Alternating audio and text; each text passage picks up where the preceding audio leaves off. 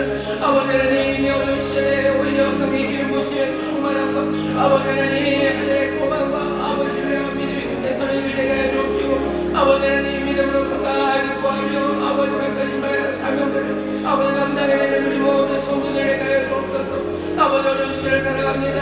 아버지 우리 형제자매들 아버지 하나님 우리 믿음의 식구들을 기도합니다. 아버지 하나님 소망으로 채우시옵소서. 주여 길을 여시옵소서. 주님 원전하여 주옵소서. 상한 자들 치유하여 주옵시고 지친 자들 일으켜 주옵시며 하나님의 은혜를 누리는 우리 모든 믿음의 식구들을 세도록 주님 기념을 베풀어 주시옵소서. 환난과 고난 아버지 하나님 가난 가운데 있는 자들에게 주가시는 말씀들 하시고 아버지 하나님 두려움 없이 아버지 주를 따르게 하시고 주께까지 충성하는 자들 아버지 하나님 여기까지 아버지 하나님 믿음을 시하는 아버지 하나님 시기한 자들에게 주옵소서. 우리에게 주십니다. 우리에게 생명을 주관해 주십니다. 우리에게 생명을 주관해 주십니다. 아버지 놀라운 하나님의 생명 밝기로 가득한 삶을 주게 주십니다. 아버지 하나님 구원의 능력을 살게 하십니다. 아버지 하나님 이 삶, 이 생명을 붙잡고 놓치지 않는 자들에게 원합니다. 주여 주여 우리가 예배 부르옵소서. 주님 우리에게 역사하여 주옵소서. 하나님의 기념을 보는 삶입니다. 하나님의 나라가 임하는 아버지 하나님 새로운 우리를 채우실 줄 믿사오니 주여 약속하신 바 구기한 은혜를 우리에게 허락하여 주옵소서. 아버지 하나님 감사합니다. 아버지 하나님 감사합니다. 아버지 하나님 감사합니다. 사랑하리가 많으신 아버지 하나님 6월 호국 보훈의 달이라고 우리가 이름 붙였던 그 달에 우리가 섰습니다. 아버지 나라 민족을 위하여 기도하는 우리 사랑하는 성도들의 간구를 들으실 줄 믿습니다. 이 나라의 민족을 위하여 구하고 찾고 문을 두드리는 일을 아버지 멈추지 말게 하여 주옵시고 하나님의 나라가 아버지의 뜻이 이 땅에서 이루어지기를 구하며 아버지 하나님 그의 마음을 다하는 우리 모든 성도들 되게 하여 주시옵소서. 특별히 아버지 2025년 6월이 하나님 대통령을 뽑아야 되는 아버지 하나님 사실은 소망이 가득해야 되는 시간이나 하나님 분노와 미움들 아버지 하나님 분열들 아버지 온갖 추함이 가득한 아버지 하나님 시간을 우리가 지나갑니다. 아버지 뜻이 이루어지기를 기도합니다. 아버지의 선하심과 진실되심과 의로우심이 이 땅에 이루어지기를 원합니다. 주가 주시는 평강이 가득하기를 원합니다. 내일의 소망이 가득한 땅이 되기를 원합니다. 아버지의 뜻이 이루어질 줄 믿사오니 아버지 역사하여 주시옵소서. 이 믿음 놓치지 않는 성도들에게 하여 주옵시고 이 소망 놓치지 않는 성도들 낼 수 있도록 성령이 우리의 마음과 생각을 지켜주옵시며 기도하며 하나하나 우리가 바꾸신 사명 감당하는 아버지 하나님 귀한 성도들 되게 하여 주시옵소서. 아버지는 시련과 어려움에 오히려 믿음은 더 굳건하게 서는 줄 믿습니다. 오히려 주 앞에 더 가까이 가게 하실 줄 믿습니다. 주여 은혜의 시간을 되게 하시며 하나님의 선하심을 보게 하실 줄 믿사오니 주님 주관하시고 역사하여 주시옵소서. 아버지 하나님 기도합니다. 어렵고 힘든 시절을 지나가는 우리 사랑하는 성도들 주가 베푸시는 놀라운 구원을 누리게 하여 주시옵소서. 주의 도우심으로 승리하는 성도들 되게 하여 주시옵소서. 아버지와 간절하게 끌어주며 아버지의 사랑한 것들을 치료하시는 기적이 임하게 될 줄 믿사오니 주님 우리 가운데 영광받아 주시옵소서. 아버지 하나님 서로를 위하여 하는 모든 사랑과 아버지 위로와 격려가 아버지 하나님의 주 안에서 이루어지기를 원합니다. 주의 지혜와 주의 능력으로 행하는 일들이 되기를 원합니다. 바로 그 자리가 주님 역사하시며 하나님 영광 받으시는 자리일 줄 믿사오니 우리로 그 놀라운 새로움을 보게 하여 주시옵소서. 새 생명을 주십니다. 새 삶을 주십니다. 사람의 손으로 짓지 않은 것을 우리에게 주시는 줄 믿사오니 주여 하나님의 놀라우신 은혜 주가 행하시는 놀라운 역사 안에서 감사하며 기뻐하며 감격하는 우리 모든 성도들 되게 하여 주옵소서. 성찬의 귀한 은혜 앞에 우리를 부르셨으니 한 영혼도 남김없이 살아계신 주님 만나게 하여 주옵시고 주가 우리에게 전하시는 말씀 안에서 아버지 새 꿈을 꾸며 아버지 새 용기를 얻는 기적의 예배가 되게 하여 주옵소서. 감사드리며 예수님 이름으로 축복하며 기도하옵나이다. 아멘. 저희 계신 분들에게 주님 응답하십니다. 기적이 일어납니다. 주님 응답하십니다. 아멘. 주님 응답하시면 놀라운 일들이 일어나는 줄 믿습니다. 오늘 계시록 2장 8절부터 11절 말씀을 본문으로 두려워 말고 믿음으로 죽기까지라는 제목으로 말씀을 나누려고 합니다. 처음 8절에 보시면 서머나 교회라고 나오죠. 지난주에는 에베소 교회였고요. 오늘은 서머나 교회입니다. 서머나 교회가 좀 낯섭니다. 왜냐하면 성경에 여기 요한계시록에 2번 나오는 거 말고는요 다른데 서머나라는 얘기 자체가 나오지 않습니다. 그래서 서머나 교회 편지를 보냈는데 도대체 그 상황이 우리가 어떤지 잘 몰라서 이 말씀을 그냥 뭐라 해야 되나요? 밋밋하게 읽어야 될 것 같지만 사실은 요한계시록을 받아든 서머나 사람들에게는요, 자신들의 상황을 분명히 알고 있기 때문에 우리의 삶을 보며 우리의 신앙의 여정을 보며 정말로 그 주님, 처음이고 나중이 되시고 죽었다 살아나신 그분이 우리를 향해서 하시는 말씀이 절절하고 분명하게 들렸을 겁니다. 어쩌면 그 거리를 우리가 좀 좁혀야 돼요. 그래서 서머나 도대체 거기서 무슨 일이 있었는지 조금 알아야 될 필요가 있기는 합니다. 오늘 우리가 읽은 말씀을 보면 먼저 드러나는 것이 지난번에 읽었던 에베소 교회에 하신 말씀과 결정적으로 다른 것이, 에베소 교회는 주님이 책망하시는 말씀이 있었습니다. 너희가 처음 사랑을 버렸다고, 너희 처음 행위 회개해서 회복해야 된다고 책망하셨어요. 안 그러면 너희 촛대를 옮기겠다고 조금은 위협처럼 그렇게 책망하시는 말씀을 하셨는데, 서머나 교회를 향해서는 예수님이 책망하시는 말씀이 없습니다. 책망할 것들을 찾지 않으셔요. 여기 서머나 교회는 고난, 환난과 궁핍 가운데 어려움을 당하는 교회입니다. 어려움을 당하고 있는 사람들에게 주님이 하시는 말씀이에요. 여러분들도 어렵고 그리고 힘들고 환난과 그리고 역경 가운데 있는 사람들에게 뭔가를 말하려고 하면 굉장히 어려우실 겁니다. 그건 여러분만이 아니라 담임 목사님들 이런 분들은 더 힘들어요. 성도들이 힘들고 어렵다고 하는데 뭐라고 얘기를 하면 믿음으로 받아들이시면 참 좋겠지만 그렇지 않을 때가 많죠. 목사님은 이런 일 안 당해보셨다고 얘기할 거예요. 이런 일 안 당해보셨고 또 목사님은 이 일 가운데 직접 연관된 분도 아니니 그렇게 말씀하시는 거라고. 그렇게 용기를 내기가 쉬운 줄 아냐고, 그렇게 소망을 갖기가 쉬운 줄 아냐고. 어쩌면 앞에다 대놓고 얘기하기는 어려워도요, 그 마음에 그 생각들이 있습니다. 말을 전하는 목사님들도 다 알아요. 바보는 아니죠. 그러니 세상의 지혜는 뭐라고 얘기하냐면요, 그렇게 환난 가운데 고난 가운데 있는 사람들에게 어줍지 않은 말 하지 말고 그냥 옆에 가만히 있어주라고 합니다. 어떻게 보면 어느 정도 지혜로운 말이라고 생각이 됩니다. 하지만 오늘 서머나 교회에 주께서 하시는 말씀을 잘 들어보셔요. 처음 시작이 이렇게 됩니다. 서머나 교회 사자에게 편지하기를 처음이요 나중이요 죽었다가 살아나신 이가 가라사대. 고난과 역경을 당하고 있는 사람에게 누군가 말을 전하고 뭔가 격려하는 메시지를 전하는 건 쉽지 않아요. 하지만 여기 서신 이분은 그 말을 하실 수 있는 분입니다. 왜냐하면 이렇게 소개하고 계시죠. 죽었다가 살아나신 이입니다. 아픔을 당하지 못했다는 이야기를 지금 주님에게는 할 수 없어요. 주님은 죽었다가 살아나신 분이셔요. 죽음이 그냥 갑자기 약 하나 드시고 돌아가신 게 아니죠. 이 땅에서 가난의 아픔들을 그리고 소외당한 아픔들을, 세상의 모든 모욕과 오해들 그리고 배신들, 수많은 아픔을 몽땅 다 겪으시고요. 결국은 죽기까지 하신 분이 우리 주님이십니다. 주님은 고난을 아시는 분이에요. 환난을 아시는 분이에요. 그러니 혹시 담임 목사 당신은 고난을 몰라? 라고 말할지 몰라도 여기 죽었다가 살아나신다 하시는 말씀, 그 말씀에는 귀를 기울일 수 있습니다. 내 아픔의 자리에 없었지 않았습니까? 내 상황에 있지 않지 않았습니까? 라고 말할지도 몰라요. 그러니 여기 그렇게 소개하시는 거죠. 이분은 처음이요 나중이십니다. 이분은 끝나면 오시는 분이 아니에요. 연극이 다 끝나고 그 뒤에 오시는 분이 아니에요. 이분은 끝이 아니셔요. 이분도 처음만도 아니에요. 그냥 말 하나 던져놓고 가시는 분 아닙니다. 이분은 처음이고 나중인 분이셔. 영원한 분이셔. 고난받는 그 사람들 그 자리에 늘 함께 하시는 분이셔. 그러니 이분은 말할 자격이 있습니다. 아니, 이분 말고는 달리 말할 사람이 없습니다. 고난에 처한 사람들, 환난에 처한 사람들에게 아무도 말할 수 없다고 하지만 그렇지 않아요. 여기 처음과 나중이 되시고 그리고 죽었다가 살아나신 이는 환난 가운데 고난 가운데 있는 자들에게 하실 말씀이 있는 분입니다. 그분이 하시는 말씀이에요. 그분이 하시는 말씀입니다. 그러니 고난 환난 가운데 있는 사람들은 이분의 말씀을 들어야 합니다. 뿐만 아니라 여기 지금 이 말을 전하는 건 담임 목사인 요한입니다. 요한이 편지를 전하죠.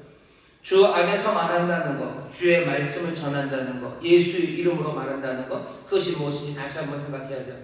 고난과 환난 가운데 있는 사람들은 주께서 하늘에서 나타나서 이 사람에게 말할 때까지 기다려야 됩니까? 그건 아닙니다. 주의 말씀을 마음에 담은 사람들, 그 사람들이 주의 말씀을 전하는 거죠. 고난과 환난 가운데 있는 사람들에게 우리가 뭔가를 말을 합니다. 그건 내 말이었을 수가 없어요. 나는 말할 자격이 없습니다. 나는 그 고난의 자리에 함께하지 않았고 어쩌면 나는 그 고난을 겪어보지 않았어요. 그러니 나는 말할 자격이 없고요. 그렇게 생각하는 그 사람들의 생각도 옳습니다. 하지만 여기 처음과 나중에 계시고 그리고 또 죽었다가 살아나시니가 하시는 이 말씀을 나는 전할 수 있습니다.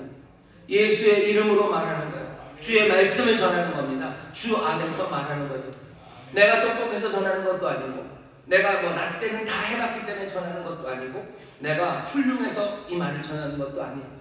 그냥 그 말씀을 우리에게 주시고 어떻게 하시는 거예요? 그 환난과 어려움 당하는 에게 전하라고 주님이 말씀하셨으니 나는 주의 말씀을 겸손하게 전하는 겁니다.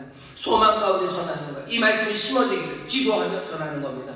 여러분들 주의 말씀을 전하는 이들 되시기를 주의 이름으로 축원합니다. 주 안에서 말하시기를 주의 이름으로 축원합니다. 예수 이름으로 말하시기를 주의 이름으로 축원합니다. 예수 이름으로 말하셔야 돼요. 주 안에서 말하셔야 돼요.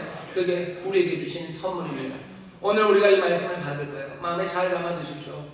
고난 가운데 있는 사람들 주의 말씀으로 받으시면 돼요. 그리고 또 우리 주변에 고난의 사람들에게 내가 뭐라 전해야 될지 모르는 사람들 다시 한번 이 말씀 마음에 받아서요. 정말로 주 안에서 예수 안에서 그리스도 안에서 그 은혜 안에서 소망 안에서 믿음 안에서 이 말씀들을 전해주시기를 주의 이름으로 축원합니다. 서만한 교회 주께서 책망하지 않으시니 어쩌면 환난과 고난 가운데 있는 이들에게 주님이 하시는 말씀은 크게 보면 세 가지입니다. 첫 번째 뭐라고 얘기하시냐면요, 안다고 얘기하셔. 9절 보시죠. 이렇게 얘기하십니다. 내가 네 환난과 궁핍을 아노니. 주님이 아신답니다. 주님이 아셔요. 주님이 우리의 고난을 아셔요. 환난을 아셔요. 그리고 우리의 궁핍을 아십니다. 여기 있는 이 사람들이 어떻게 궁핍하게 됐는지를 아셔요. 여기 서머나교회에 있는 성도들이 그냥 무조건 다 원체 가난했던 사람들은 아닙니다. 그냥 가난한 걸 안 게 아니에요. 가난하게 된 걸 아십니다. 서머나라는 곳 자체가 에베소에서 조금 북쪽으로 올라간 에게해에 있는 큰 항구입니다. 지금도 에베소는 큰 과거의 영광을 잃어버렸어요. 왜냐하면 항구가 더 이상 아니기 때문입니다. 강이 계속 흘러오면서 퇴적물이 쌓이면서 항구가 그냥 막혀버렸어요. 그러니 에베소는 더 이상 항구의 역할을 못하면서 그 번영을 누리기가 어렵죠. 하지만 서머나는 아닙니다. 여전히 크고 아름다운 항구예요. 여러분들 터키 여행, 튀르키예 여행 가면 여행 중에 꽤 유명한 곳 하나가 이즈미르입니다. 이즈미르라는 곳이 바로 여기 서머나예요. 지금도 아주 아름다운 산 그리고 항구가 있는 아름다운 항구 도시가 서머나입니다. 항구 도시 그 옛날에 지금도 그렇지만 항구 도시는 꽤 부유합니다. 아마 서머나에 있었던 많은 사람들이 부유했던 것처럼 여기 서머나의 성도들도 그렇게 가난하지만은 않았을 거예요. 다른 데와 비교하면 그래도 좀 부유했을 겁니다. 그런데 이 사람들은 환난 가운데 가난해져 갑니다. 가난해져 가요. 왜 그렇습니까? 믿음 때문에 가난해져 갑니다. 그리스도의 신앙을 잡아 살아가다 보니 가난해진 사람들이요. 주께서 오늘 내가 안다. 너희가 왜 가난으로 어려워하는지 안대요. 아신답니다. 왜 이 사람들은 그럼 예수 믿으면 가난해집니까? 예수 믿으면 더 성실하게 일하고 예수 믿으면 더 정직하게 일했으면 더 부유해졌을 텐데 왜 이 사람들은 가난해집니까? 이유가 9절에 좀 나옵니다. 여기 있는 9절의 말씀은 우리가 그냥 바로 볼 때는요 무슨 말인지 이해하기가 어려워요. 하지만 서머나교회 사람들은 뭔 말인지 금방 알아듣죠. 아마 인천 순복음교회도 조금만 설명을 들으면 서머나교회에 관해서 예수님이 하시는 이 말씀이 왜 이렇게 얘기하시는지 알 수 있습니다. 먼저 9절을 읽어보시죠. 내가 네 환난과 궁핍을 아노니 실상은 네가 부요한 자니라. 자칭 유대인이라 하는 자들의 회방도 아노니 실상은 유대인이 아니요 사단의 회라. 서머나교회가 어려워졌던 건요 유대인들 때문입니다. 그게 9절에서 하는 거죠. 유대인들이 가난하게 만들었어요. 어떻게 그랬을까? 유대인들이 이 사람들의 물건을 빼앗았나? 그거는 아닙니다. 예수 믿는 사람들 우상 숭배하지 않아요. 황제에게 절하지 않습니다. 그런데 황제에게 절하지 않으면 황제를 신이라 부르지 않으면 사실은 굉장히 어려운 상황에 처합니다. 하지만 1세기 후반까지만 해도요 로마는 기독교가 유대교인 줄 알았어요. 그래서 유대교가 갖고 있는 특권 중에 하나가요 사실 열심히 유대인들이 싸워서 얻어낸 거죠. 다른 모든 민족들, 다른 종교는 이 황제를 신으로 섬기는 것에 다 동의를 해요. 근데 유대인들은 죽어도 못하겠다는 거죠. 왜냐하면 유대인 말고 다른 종교들은요 다신론입니다. 다신교예요. 어차피 신은 여러 개예요. 여러 개의 신 중에 우리 신 말고 황제가 신이라고 해서 달리 문제가 될 게 없죠. 하지만 유대교는 아닙니다. 오직 하나님은 한 분이셔요. 그러니 여기 로마의 황제를 신, 하나님으로 섬길 수가 없어요. 그것 때문에 많은 사람들이 죽고 계속해서 반발하니까요. 로마도 그냥 인정해주기 시작합니다. 좋아, 그러면 유대인들은 허락을 해줘요. 유대인들은 황제를 신으로 섬기지 않아도 돼요. 그 대신 황제를 통치자로 존중하고 통치자로서 제사 지내고 통치자로서 숭배하는 일에 그 일에는 참여하라고 유대인들도 거기에는 동의를 합니다. 그러니 황제를 신으로 섬기는 것에 유대교가 면제를 받았어요. 기독교가 여기 있는 그리스도인들도 처음에 유대교에서 시작했기 때문에 로마는 여기 있는 이 그리스도인들도 다 유대교인 줄 알아요. 그러니 기독교인들이 황제에게 신으로 제사하지 않아도 유대교의 일종이기 때문에 그냥 넘어갑니다. 근데 유대인들이 이제 그걸 고발하기 시작하는 거죠. 쟤네들은 우리들 아니다. 쟤네들은 유대교 아니다. 쟤네들은 완전히 새로운 종교다. 쟤네들 우리의 가져있는 특권들 그 안으로 집어넣으면 안 된다고 알리는 겁니다. 그렇다고 해서 총독들이 무슨 그 일 가지고 뭘 그렇게 시비 걸 게 아니에요. 왜? 로마의 황제를 신으로 섬기지 않는다고 해서 특별히 문제될 건 없습니다. 그리스도인들이 다니면서 폭도처럼 사람들을 때리고 돌아다니는 것도 아니고 사람들에게 뭔가를 훔치고 다니는 것도 아니고 이 사람들 성실하게 살아가요. 이 사람들 오히려 다른 종교를 가진 사람들보다 훨씬 더 정직하고 성실하게 살아가는 사람들 로마의 총독이 구태여 건드릴 필요가 없습니다. 하지만 문제가 불거지기 시작하고 뭔가 로마 전체가 흔들리기 시작하는 그런 상황에서는 황제를 신으로 섬기지 않는 사람들 이 사람들은 경계의 대상이 되고 핍박의 대상이 됩니다. 황제를 섬기는 그 제사의 자리 소아시아 곳곳에는요 로마의 황제를 섬기는 종교가 스며들기 시작했어요. 큰 도시 아니면 저기 시골까지도 그렇게 되죠. 함께 황제를 신으로 섬겨야 돼요. 그래야 경제적인 것들이 가능합니다. 장사를 하고 뭔가 사람들 사귀고 그러려면 그 자리에 가야 돼요. 그래야 사람들에게서 눈도장 받고 뭔가 시민이라고 대접받고 우리의 동료라고 생각하고 그러니 비즈니스도 이루어지는 겁니다. 황제를 신으로 섬기지 않으면 언제 떨어져 나갈지 모르는 사람들이에요. 그런 사람들과 누가 경제적인 거래를 하겠습니까? 누가 그런 사람을 고용하겠어요? 누가 그런 사람 밑에서 일을 하겠습니까? 사람들과 어울리지 못하는 사람들이요. 흥겹고 즐거운 황제를 섬기는 그 제사에 가지 못하니 사회적인 지위 그것도 점점점 떨어집니다. 유대인들은 그리스도인들이 너무너무 싫었어요. 처음에는 유대인들이 많았기 때문에 유대를 반역한다고 생각했지만 나중엔 이방인들이 믿거나 말거나 유대인들이 무슨 상관입니까? 근데 너무 싫은 거죠. 하나님의 그리스도, 하나님의 메시아가 십자가에 달려 죽은 예수가 우리가 기다렸던 그 그리스도라는 이야기는 자기들에게 모욕감을 안겨주는 거예요. 그냥 모욕적인 이야기를 계속 해대는 이방인들입니다. 그러니 미워요. 이 유대인들은 그러니 로마의 권력에 고발하고 이 사람들 우상이라고 그러면서 황제를 섬기지 않는다. 우리가 가진 특권들 그 특권들로 봐주지 말아라. 얘네들은 이상한 종교다. 온갖 비방의 말들로 서머나 교회 사람들을 힘들게 합니다. 경제적인 기회가 점점 줄어들기 시작하고 사회적인 지위도 점점 내려갑니다. 예수를 믿으면서 예수가 그리스도시고 예수가 왕이시고 예수만이 주님이시라고 고백하는 이 사람들은 황제를 섬길 수 없어요. 그러면 점점 더 가난해져 가기 시작합니다. 때로는 그 가난의 어려움 가운데 환난과 핍박 그리고 점점 더 힘든 일들도 생기죠. 서머나에서 일어난 일은 그런 일들입니다. 주님이 지금 뭐라 그러셔? 내가 안다라고 하셨습니다. 그냥 우리가 가난한 걸 아시는 건 아니에요. 내가 예수님 때문에 가난한 걸 알아요. 신앙을 지키고 믿음을 지키기 위해서 가난해진 것 그것 아십니다. 주님이 아시는 건 또 뭐냐면요. 서머나 교회 성도들 바로 너희가 참 하나님의 백성이고 너희가 정말로 참 하나님의 백성이니 너희가 정말로 부요한 자들임을 예수님이 아십니다. 어떻게 알아요? 여기 보시면 여기는 이 유대인이라고 하는 사람들은 자칭 유대인이에요. 자칭 유대인입니다. 이 사람들은 유대인 아니라는 거예요. 주님의 판단입니다. 얘들은 유대인 아니야. 얘들은 이스라엘 아니에요. 얘네들은 참 이스라엘 아니에요. 그럼 누가 참 이스라엘입니까? 서머나 교회 성도들 너희가 참 이스라엘 너희가 하나님의 백성이고 그러니 너희가 부요한 자랍니다. 어떻게 그렇게 생각이 이어집니까? 이사야서 41장에 보면 오늘 우리가 읽은 말씀 거기 말씀과 거의 비슷한 생각이 진행이 됩니다. 41장 4절에 보면 이렇게 되어 있어요. 41장 4절입니다. 제가 읽겠습니다. 이 일을 누가 행하였느냐? 누가 이루었느냐? 누가 태초부터 만대를 명정하였느냐? 나 여호와라. 태초에도 나요, 나중에 있을 자에게도 내가 곧 그니라. 41장 4절에 보시면요, 하나님 여호와는 어떤 분이셔? 태초에도 있었고 그리고 그 나중에도 있을 분이요. 처음에도 나고 그 나중에도 나요. 여기 처음에도 내가 주고 그 나중 끝에도 내가 주라고 선포를 하셔요.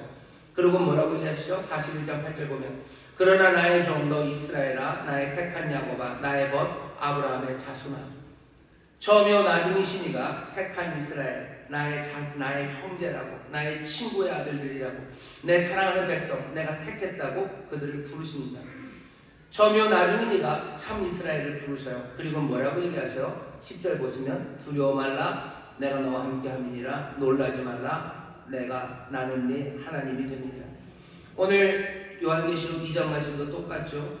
처음이요 나중이시니가 가짜 이스라엘 빼고 너희 서머나가 참 이스라엘이라고 부르셔요. 그리고 뭐라고 얘기하죠? 두려워 말라고 말씀하십니다. 두려워 말라고 얘기하셔요. 이상하죠? 참 이스라엘, 부요한 자, 정말로 참된 하나님의 백성이라면 이제는 두려워할 일 없을 것 같고 놀랄 일 없을 것 같아요. 그럴 상황 자체가 만들어지지 않을 것 같죠.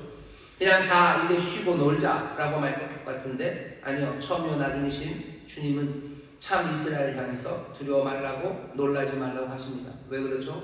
고난과 역경, 환난이 그들에게 오기 때문입니다. 주님은 아셔요. 주님은 아셔요. 이 성원아, 이 백성들이 어떻게 힘들고 어려워졌는지를 다 아셔요. 믿음 때문에 그렇게 된 걸 아셔요. 바로 이 사람들이 참 이스라엘이고 하나님의 백성이고 하나님의 은혜를 입은 자들임을 주님이 아십니다. 주님이 여러분들의 고난을 아셔요. 왜 어려운지를 아셔요. 주님은 정말로 여러분들이 참된 하나님의 백성임을 분명히 아십니다. 이건 세상 사람들이 하는 말과 달라요. 옆에 있는 사람들이 하는 말과 다릅니다. 오늘 이 시간 정말로 놀라우신 주님께서 우리를 보시며 하시는 말씀이에요. 너희는 부요한 자라고 얘기하셔요. 너희는 하나님의 백성이라고 얘기하셔요. 너희가 하나님의 자녀라고 말씀하십니다. 여러분 이 말씀을 마음에 담으시기를 주의 이름으로 축원합니다. 옆에 있는 분들에게 얘기해 주세요. 우리가 하나님의 백성입니다. 우리가 하나님의 백성입니다. 하나님의 백성입니다. 고난당하고 가난한 사람들은 하나님의 백성 아니고 뭔가 모자란 사람이라고 누군가 생각할지 몰라도 주님이 분명히 얘기하셔요. 아니 고난당하는 너 믿음 때문에 가난해진 너, 네가 참 하나님의 백성이고 너가 참 하나님의 자녀라고 우리에게 분명히 말씀해 주십니다. 주님은 그것을 아셔요. 우리가 참 하나님의 백성인 걸 아시고 우리의 가난해진 그 이유들을 몽땅 다 아십니다. 우상 숭배하지 않아서 그런 거예요. 황제를 섬기지 않아서 그런 거예요. 그래서 가난해지고 그래서 어려워졌어요. 가난하고 어려워졌다고 해서 하나님의 백성이 아닙니까? 아니요. 오히려 부요한 정말로 참된 하나님의 백성입니다. 주께서 이 모든 것을 아십니다. 이 모든 것을 아시고 하시는 말씀은 뭐겠습니까? 두려워 말라라는 말씀입니다. 10절 보시면 네가 장차 받을 고난을 두려워 말라. 여기 예수님이 하시는 말씀을 잘 들어보시오. 장차 받을 고난을 두려워 말랍니다. 장차 고난이 있을지 없을지 모르겠으나가 아니에요. 이제 곧 오는 고난입니다. 이제 고난이 곧 올 거예요. 지금보다도 더 어려운 고난이 올 겁니다. 주님 그거 아셔요. 그리고 뭐라고 말씀하셔? 두려워하지 말라고 말씀하십니다. 두려워 말라, 두려워 말라. 서머나 교회에 이 아픔이 옵니다. 서머나 교회 이제 곧 더 어려울 거예요.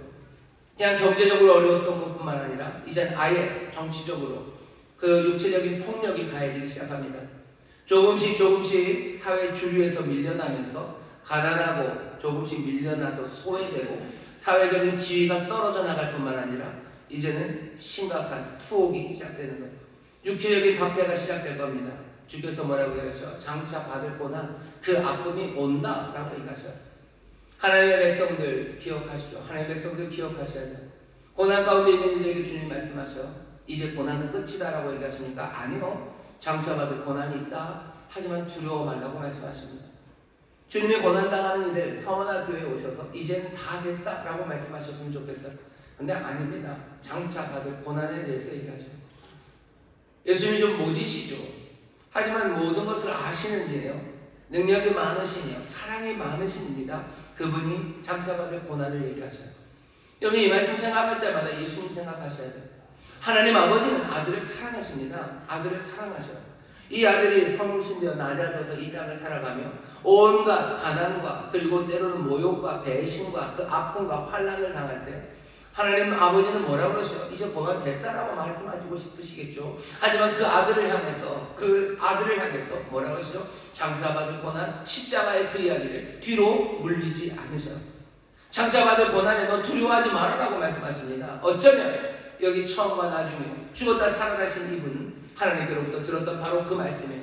요한계시록 처음이 그러죠. 하나님께서 예수 그리스도에 계십니다. 하나님이 예수 그리스도가 천사들이 요한이 모든 종들에게 전하는 이야기입니다. 어쩌면 이 이야기는 하나님이 예수 그리스도에게 전하셨던 바로 그 이야기입니다. 우리에게 고난이 옵니다.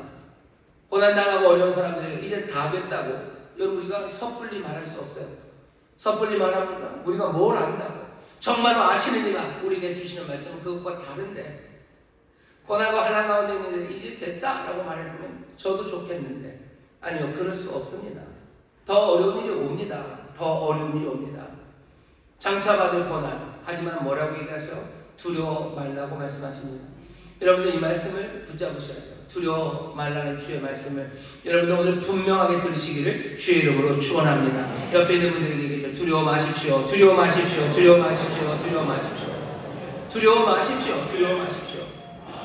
왜 두려워하지 말라고 얘기하는지 아셔요? 첫 번째, 이것은 시험이기 때문입니다.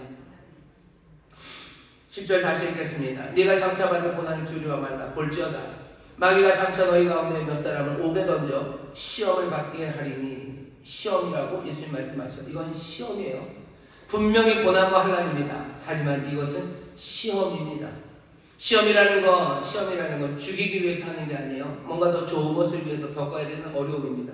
학교에서 시험을 보죠. 아이들은 그 시험이 정말로 죽을 만큼 고통스러워요. 하지만 그게 시험을 치르는 그 일은 그 시험을 주관하는 사람 입장에서는요, 여기는 이 사람을 위한 거예요.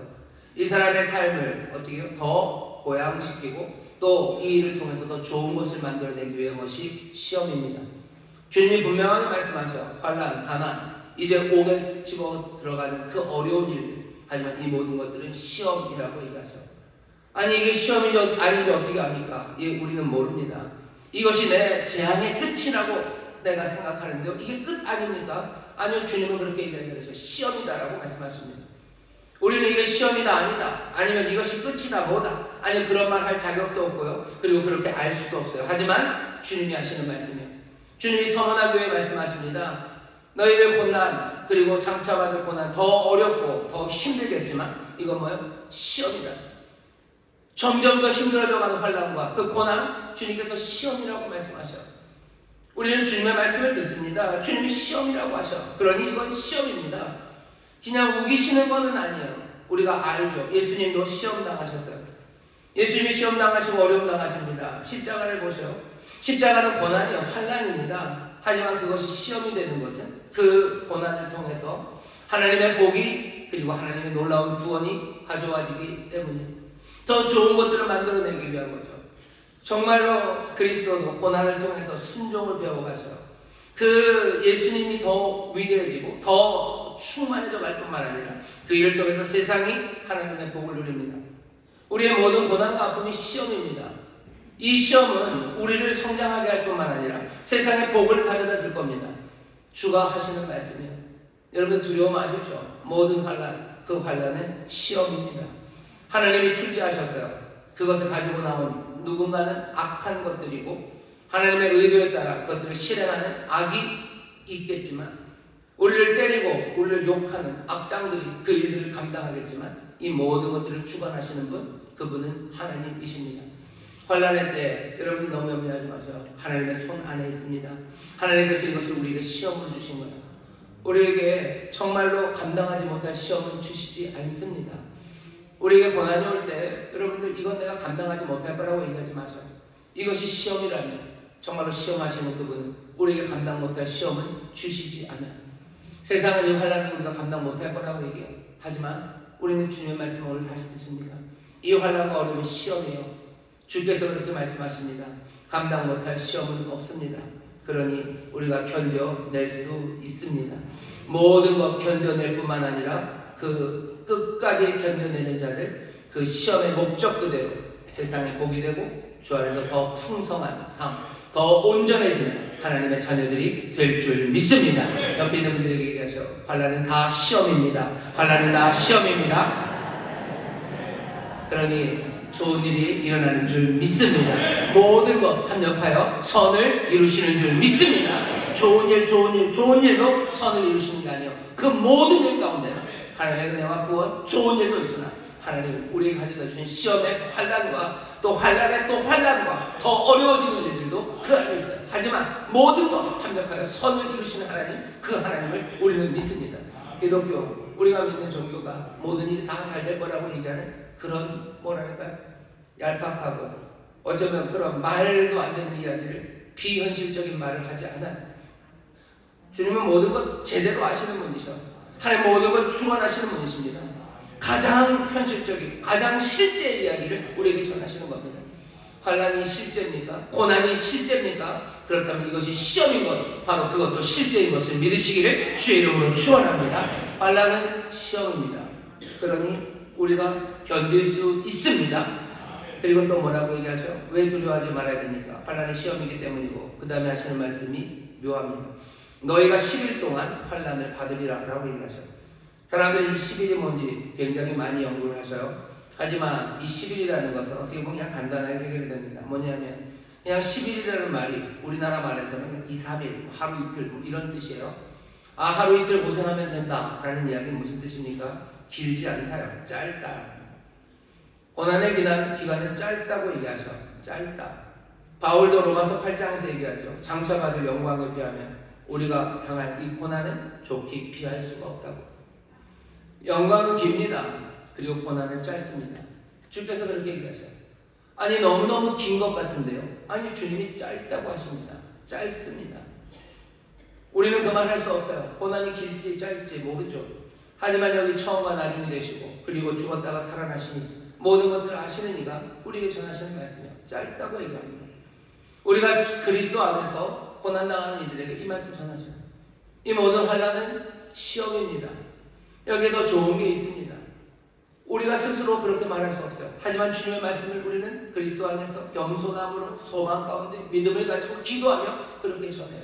또 뭐라고 전합니까? 짧다고 전합니다. 짧습니다. 짧습니다. 10일입니다. 또 우리가 상상하게 되는 건 다니엘 1장에 있는 말씀입니다. 다니엘과 세 친구가 바벨론으로 잡혀가요. 거기서 우상에게 드려졌던 왕의 식물, 왕의 음식을 먹게 하죠. 다니엘과 세 친구가 뭐라 그러죠? 열흘 동안 우리를 시험하시라고. 열흘 동안 우리를 시험하시라고. 그러면서 왕의 음식 말고 채소만 먹고 삽니다. 결과는 어떻게 됩니까? 왕의 음식을 먹었던 다른 소년들보다 다니엘과 다니엘의 세 친구는 훨씬 더 밝고 아주 좋은 얼굴로 그 앞에 나섭니다. 열흘 동안 시험한다는 그 얘기가 그냥 울려 퍼져요. 우상 숭배하는 자리, 서머나가 지금 그런 상황이죠. 황제를 섬겨야 되는, 그래서 가난해지고 그래서 투옥되는 그 상황에서 황제를 섬기지 않아요. 열흘입니다. 열흘 동안 시험하고 어떻게 되죠? 승리합니다. 주께서 10일 동안이다라는 말에는 짧다는 의미도 있고요. 어떤 의미도 있습니까? 우상 숭배 시험, 거기에서 너희들이 승리할 수 있다고. 우리에게 승리를 얘기해 주시는 거예요. 우리가 승리할 수 있습니까? 예, 승리할 수 있습니다. 그러니 두려워하지 마십시오. 짧습니다. 우리가 승리할 겁니다. 모든 환난과 어려움은 다 시험입니다. 더 좋은 것들을 가져다 주실 겁니다. 그러니 두려워 마시기를 주의 이름으로 축원합니다. 두려워 마시기를 주의 이름으로 축원합니다. 두려워하는 대신 어떻게 해야 되죠? 10절 보시면 너희가 10일 동안 환난을 받으리라. 그러니 어떻게 해요? 네가 죽도록 충성하라. 그리하면 내가 생명의 멸류관을 내게 주리라. 두려워하지 말고 뭐라 하시래요? 죽도록 충성하랍니다. 죽도록 충성하라는 게 뭔가 극기하고 아니면 이를 악물고 뭔가를 하고 뭐 그러라는 뜻은 아닙니다. 죽기까지, 오늘 설교의 제목 그냥 그대로요. 믿음으로 죽기까지입니다.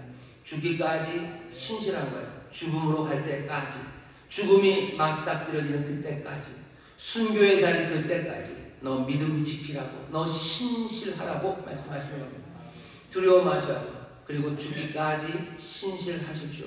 우상에게 절하지 마셔요. 경제적인 내 손해와 정치적인 박해 때문에 내가 주님 섬기는 것 말고 내 인생에 주님이 주님 아닌 것으로 바꿔치기 하지 마셔요. 내 삶을 이끌어가는 것이 주님 말고 다른 것으로 바꿔치기 하려는 여러 가지 시도들, 경제적인 손해들, 아니면 사회적인 지위가 내려가는 일들, 아니면 정말로 신체적인 압박과 투옥, 때로는 죽음까지 우리에게 닥쳐올지라도 주께서 우리에게 하시는 말씀이요, 너 두려워하지 말고 죽기까지 네 믿음 지켜라 라고 말씀하십니다. 어떻게 그럴 수 있습니까? 생명의 면류관을 우리에게 주신대. 정말로 새로운 생명, 그 생명을 우리에게 주신답니다. 둘째 사망, 이것에 이기는 사람은 둘째 사망에 해가 없을까요? 죽음은 두 가지가 있다고 얘기하시는 거죠. 첫 번째 사망은 우리의 몸이 죽는 겁니다. 우리의 몸이 죽어요. 우리는 어떻게 알죠? 우리의 몸이 죽을 때 죽었다 살아나신 바로 그 주님께서 우리를 맞이해 주실 것, 우리는 그것을 압니다. 우리를 맞이해 주실 거예요. 그리고 또 그 시간 이후 정말로 제대로 된 그 마지막 최종적인 순간에는 새하늘과 새 땅 세계에서 우리를 정말로 부활의 몸으로 일으키시고 새로운 몸으로 그 땅을 살아가게 하실 것, 우리는 그것을 믿습니다. 두 번째 사망은 뭐예요? 정말로 시종일관 예수님 따르는 거 거부하고 예수님 안에서 보여진 하나님, 그 하나님 예배하는 거 거절하는 그 사람들이 맞이하게 될 궁극적인 죽음입니다. 첫 번째 사망은 육체에 관한 것이라면 두 번째 사망은 모든 것에 관한 거예요. 첫 번째 죽음에 맞닥뜨리는 것 두려워하지 말라는 얘기입니다. 둘째 사망의 해가 없을 거예요. 둘째 사망의 해가 없다니 첫 번째 사망은 우리에게 소망입니다. 주가 우리를 맞아주실 거고 그 첫 번째 사망, 그것 후에 우리는 영원한 그 새 나라에서 새 몸으로 살아갈 거예요. 그러니 우리가 첫 번째 사망을 두려워할 일이 있습니까? 죽기까지 믿음을 지키는데 무슨 문제가 있겠습니까? 예수님과 함께 기쁨으로 첫 번째 사망을 지나갈 수 있습니다. 예수님 죽었다 사신 분이요, 우리도 죽었다 살아날 겁니다. 아니, 죽어야 살아납니다. 두려워 마셔. 죽기까지 믿음을 지켜 나가십시오.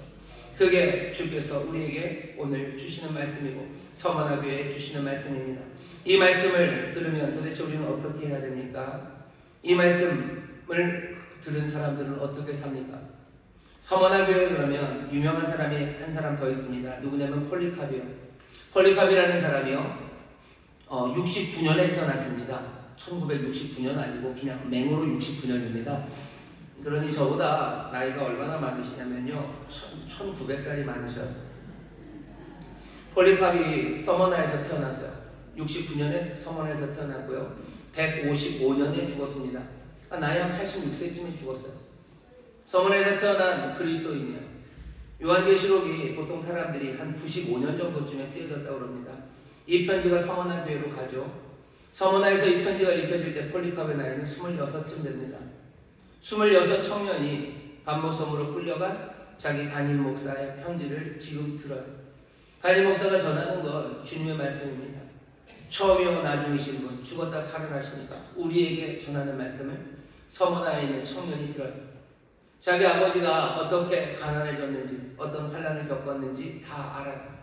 내가 황제를 섬기는 그 자리에 가지 않아서 내가 세상 친구들에게서 따돌림 당하고 내게 경제적인 기회들, 사업의 기회, 아니면 취업의 기회, 그분들이 많이 다친 것을 아는 청년 폴리캅입니다. 이 폴리캅이 이 말을 들어요. 그리고 어떻게 60년이 지나서 155년쯤에 그 지역 너머의 총독이 폴리캅을 잡아갑니다. 폴리캅은 그때 서머나의 주교, 목사였고 주교, 교회를 책임지는 사람이었어요. 잡아서 죽이겠다는 거죠. 하지만 86세가 된 노부의 폴리캅을 죽여 뭐합니까? 폴리캅이 무슨 살인을 했습니까? 남들에게 대단한 피해를 줬습니까? 그러면 총독이 자비를 베풀고 싶어요. 로마의 황제를 주라고 칭하라고, 그리고 예수가 그리스도인 거 부인하라고, 그러면 내가 풀어주겠다고, 그냥 말 한마디만 하고 가자라고 총독이 얘기합니다. 폴리캅 86세의 노인입니다. 지금도 86세면 꽤나 나이가 많이 드신 분인데 아마 그 당시 86세면 여러모로 상한 몸일 겁니다. 86세의 폴리캅이 얘기하는, 나는 86년 동안 주를 섬겨왔고요, 그 시간 동안 주께서는 한 번도 나를 저버리신 적이 없어요. 한 번도 나를 배신한 적이 없어요. 근데 내가 어찌 이제 이 사람들 앞에서 나의 왕, 나의 구세주를 모독할 수 있겠습니까? 안 된다는 거죠. 총독이 협박합니다. 결국은 불지르겠다고, 너 화형시킨다고. 폴리캅이 하는 대답이에요. 총독께서 위협하시는 불, 그것은 기껏해야 1시간 동안 타오르고 얼마 후면 꺼질 거래요. 왜 지체하시냐고. 원하는 대로 하시라고. 짧다고 해서 고난은 10일일 거라고. 죽도록 충성하라고. 그러면 생명의 멸류관을 주신다. 둘째 사망, 그건 없다고. 이 사망을 지나면 너에게 모든 영원한 복된 생명만이 열린다. 분명한 것은 폴리캅이 화형을 당하는, 어쩌면 죽음을 맞이하는, 아니 어쩌면 총독 앞에 섰을 그때 폴리캅의 마음 그 가르치는요, 담임 목사였던 요한을 통해서 전해졌던 주님의 말씀이 그 귀에 쟁쟁했을 거라고 확신합니다. 내가 안다 라는 말씀이에요. 두려워 말아라 라는 말씀이에요. 죽기까지 충성하라 라는 그 말씀이에요. 그리고 생명의 멸류관을 내가 주겠다는 그 말씀이에요. 폴리캅의 영혼에 그 귀에 쟁쟁하게 그 시간에 울렸었던 말씀은, 아니 어쩌면 그의 순교의 모습을 보면 지난 60년간 그의 영혼에 이 말씀은 늘 울려 퍼졌음을 확신합니다. 우리가 살아가는 인천, 그리고 2025년의 이 시간이 서머나처럼 폭력으로 우리를 죽일 수 있는 그런 상황은 아닙니다. 하지만 몰라요. 폴리캅도 60년, 그 말씀을 듣고 60년 후에 이 순교를 맞이했기 때문입니다. 기억해야 되는 건 우리가 생명에서 죽음으로 가는 게 아니라 죽음에서 생명으로 가는 것이 바른 순서임을 깨달아야 됩니다. 우리는 생명에서 죽음으로 가는 사람이 아니에요. 우리는 죽음에서 생명으로 가는 사람입니다.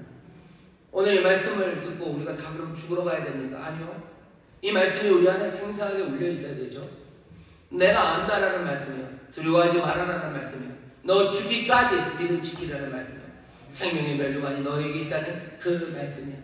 고난, 그것은 짧다는 말씀이요. 고난, 그것은 시험이라는 말씀이요. 그러니 두려워 말고 죽기까지 너 믿음 지키라는 이 말씀이 우리 영혼 안에 울려 퍼져야 됩니다. 지금 이 시대는 희생, 아니면 고통, 아픔 이런 것에 대해서 너무 싫어하는 세대입니다. 내 생명을 지키고 보호하고 연장하는 것, 그것보다 중요한 것이 없다고 생각하는 시대를 살아가요. 하지만 교회가 처음 시작하고 300년 동안은요, 가장 중요했던 그리스도인들의 모델은 순교자였어요. 그냥 순교자의 모델이 가장 중요합니다. 그것이 그리스도인들이 마음에 품고 있는 귀한 모델이에요. 신앙을 갖게 되면 어쩌면 죽음에 이를 정도의 갈등, 그 갈등의 한복판에 던져지는 그 상황에서 순교는 따라야 될 모범이 되었습니다. 항상 그런 건 아니죠. 그렇게 어려운 상황에서 그리스도인의 모범은 도망 잘 치는 사람, 아니요. 순교가 사람들의 모델이 되었습니다. 순교자는 정말로 죽음을 무릅쓰고라도 진실된 증언을 하는 사람들입니다. 말과 행동, 그 삶이 예수가 그리스도이심을, 정말로 그 안에 구원이 있음을, 그 안에 참된 생명이 있음을 하나하나 남김없이 참되게 증명하는 사람들, 순교자로 살아갑니다. 지금은 어떻습니까? 그리스도인의 모델은 어떤 게 모델입니까? 가장 중요한 성도의 모델은 뭐죠? 백만장자 성도입니까? 아니면 연예인, 유튜버, 유명해진 성도입니까? 확실한 것은 정말로 신앙의 모델은 오랫동안 순교자였다는 사실이고, 지금도 꽤나 많은 그리스도인들에게는 그렇습니다. 2016년이 굉장히 파괴적인 해였어요. 그 한 해만 9만 명의 그리스도인들이 신앙이라는 이유로 죽었습니다. 2023년 통계를 보니까요, 5천 명 얘기라도 5천 명이 죽었어요. 다친 사람 말고 죽은 사람이 5천 명입니다. 그것도 공식적인 기록으로 그래요. 2020년부터 2023년까지 4년 동안 나이지리아에서만 17,000명의 그리스도인들이 신앙 때문에 죽습니다. 신앙으로 죽는 사람들, 그 사람들은 이전에 어떤 세대들보다 지금이 많습니다. 지금이 정말로 많은 사람들이 죽어가고 있어요. 다시 한번 생각해 봐야 되죠. 믿음을 위해 죽을 의향이 있는지, 아니 어쩌면 믿음을 위해서 어떤 것을 포기할 의향이 있는지. 우리에게 작은 죽음들이 있습니다. 우리가 하는 말들이 있죠. 죽어도 못한다는 거. 그건 죽어도 포기 못한다고. 그러려면 나를 차라리 죽여라고 말하는 거예요. 그렇게 말하면서 표현되는 우리의 야망들, 정욕들, 우리의 교만들, 우리의 안정들, 그리고 우리의 편안함들, 그런 것들을 다 버리고 거기서 죽을 수 있는지 물어봐야 합니다. 이 순교자의 시험, 이 말씀이 우리 안에 계속해서 울려 퍼지는 사람들, 이것 없이는 정말로 예수의 사람으로 살아갈 수 없습니다. 그리스도를 위해서 죽을 준비가 되기 전, 그 전까지는 정말로 거리낌 없이 활기차게 그리스도를 위해서 살아갈 수 없습니다. 내가 주님을 위해서 죽을 준비가 되었다는 그 순교자의 시험, 그 시험을 지나간 사람들은요, 내가 그리스도를 위해서 살아가는 삶에 새 활기가 넘쳐요. 그리고 거기에는 거리낌이 없습니다. 주님은 죽었다가 살아나신 분이라고 소개돼요. 우리는 뭘로 소개됩니까? 우리는 살려고 애쓰는 사람입니까? 끝까지 살려고 애쓰는 게 우리들입니까? 아니면 그렇게 살다가 죽는 게 우리들입니까? 우리도 죽었다가 살아나신 예수 그리스도처럼 그분의 뒤를 따르는 사람들, 우리도 죽었다가 살아난 사람들입니다. 이 순교자의 마음과 이 말씀이 우리한테 울려 퍼지기 시작할 때, 우리가 죽을 때 그때서야 제대로 살아가기 시작합니다. 우리가 있는 힘을 다해서 내 이익을 보호하고, 있는 힘을 다해서 내 안전을 보존하고, 있는 힘을 다해서 내가 가진 것, 그 가진 것들 다 유지하기 위해서 세상, 우상, 그 악한 것들과 협상하고 타협하게 된다면 우리의 삶은 변변치 못한 삶이 될 겁니다. 우리의 삶은 부유한 삶이 아니라 정말로 가난한 삶이 될 겁니다. 참 이스라엘이 아니라 거짓 이스라엘로 살아가는 못난 삶을 살아가게 될 겁니다.